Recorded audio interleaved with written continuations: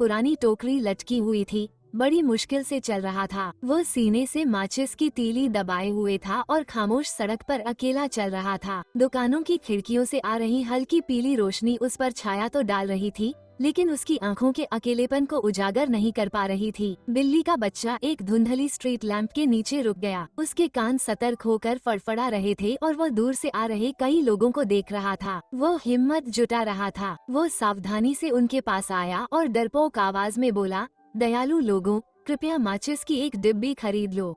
लेकिन राहगीरों ने उसे एक ठंडी नजर से देखा और फिर पीछे मुड़कर देखे बिना ही आगे बढ़ गए।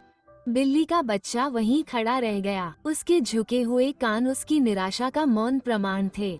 ठंड और बढ़ गई और बिल्ली का बच्चा बेकाबू होकर कांपने लगा। वो दीवार के एक कोने में जाकर सिमट गया और एक छोटी सी गेंद की तरह सिकुड़ गया। उसने अपने पंजों से खुद को कसकर जकड़ लिया ताकि थोड़ी गर्मी पा सके, लेकिन उसकी कांपना बंद नहीं हुई। टोकरी से कुछ माचिस की तीलियां अनजाने में बिखर गई थीं और अब बर्फीली जमीन पर पड़ी थीं। बिल्ली का बच्चा जमीन पर पड़ी तीलियों को घूर रहा था। उसकी आंखें झिझक रही थीं। उसे रात की अंतहीन ठंड के कारण पेट में होने वाली गड़गड़ाहट याद आ रही थी और अंत में कांपते हुए पंजे से उसने एक माचिस उठाई और धीरे से उसे खुरदरी दीवार पर दे मारी। जैसे ही माचिस जली, दीवार पर एक गर्म चमक दौड़ गई। आशा की किरण की तरह एक गर्म चमक ने तुरंत ही पूरे घर को रोशन कर दिया। बिल्ली के बच्चे का चेहरा चमक उठा। उसकी आंखें आश्चर्य से फैल गईं, मानो वो किसी दूसरी दुनिया में हो। इस हल्की रोशनी में उसे एक बिल्ली का गर्म बिस्तर दिखाई दिया, जिस पर एक मुलायम मुलायम कंबल बिछी हुई थी, जिससे एक आकर्षक गर्माहट फैल रही थी। बिल्ली के बच्चे ने उत्साह से अपना पंजा फैलाया। गर्म बिस्तर को छूने के लिए जैसे ही उसका पंजा आग की लपटों को छूने वाला था,